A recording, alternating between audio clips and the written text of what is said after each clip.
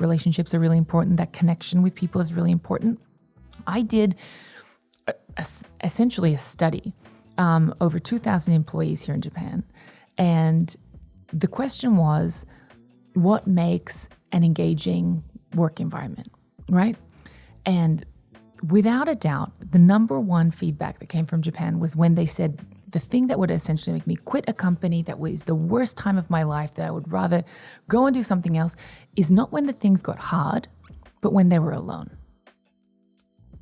And for me, that was a real insight, because when you understand that the worst possible thing for one of your Japanese team members or one of your Japanese colleagues is to be alone, even though they may be not talking, whatever it is, they don't like being alone. They don't mind things when it's hard. This is what I found so interesting, is that it wasn't how difficult the project was. There were some absolute nightmare projects that these employees were on, but that wasn't the complaint. The complaint was either I was alone or no one helped me.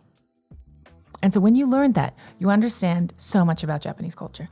And so one of the things that you can do is you can leverage technology. So there's an app, this is 2024. I'm going to say Slido. If you're listening to this probably 6 months from now, there's probably something else. If you're listening to this in 2027, there's probably something else. But this is where you can really leverage technology. And that when you're a speaker, you can understand that you also have these tools available to you. And there's an app called Slido, what you can do, and that people can ask you anonymous questions. And so this is something that I actually started doing also with the podcast, is that I saw like all these listeners. I was like, there's all these listeners, but I'd love to get feedback from them, but I don't know kind of like how. So what I started doing with even the podcast and also with keynotes is that I would post, this is the link.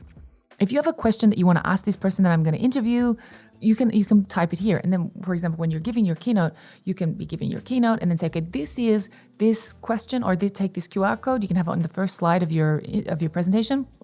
Everyone, I want you to take a photo of this. Everyone's got their smartphones obviously with them. They'll take a photo. And then during my presentation, anything that comes to your mind or any questions that you might have, I want you to send in anonymously to this. And then when I'm done, I'm going to open up my phone. I'm going to go through your questions. And so one thing that I've also found to be really important is the difference between what engagement looks like. In the West, it's, hundreds of people lining up to ask a question, or I remember being in my German university, people actually fighting with the professor, which for me was, whoa. I'd literally just come from a Japanese university, went to my German university, and I was like, oh my gosh.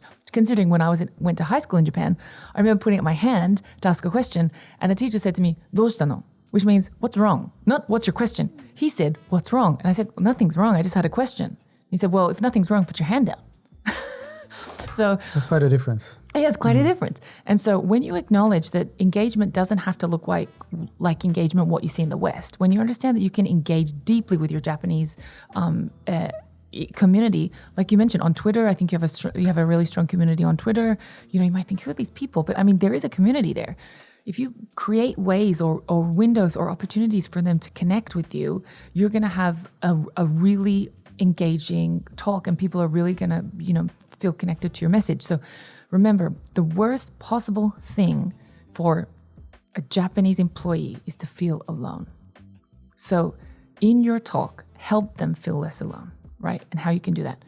Use technology, ask questions, have, Q&As after, whatever that might look like. So just remember that when you understand that the Japanese people are looking for community, that they exist in community, when you understand that, you can make better decisions for your business, and you can make better decisions also for your relationships.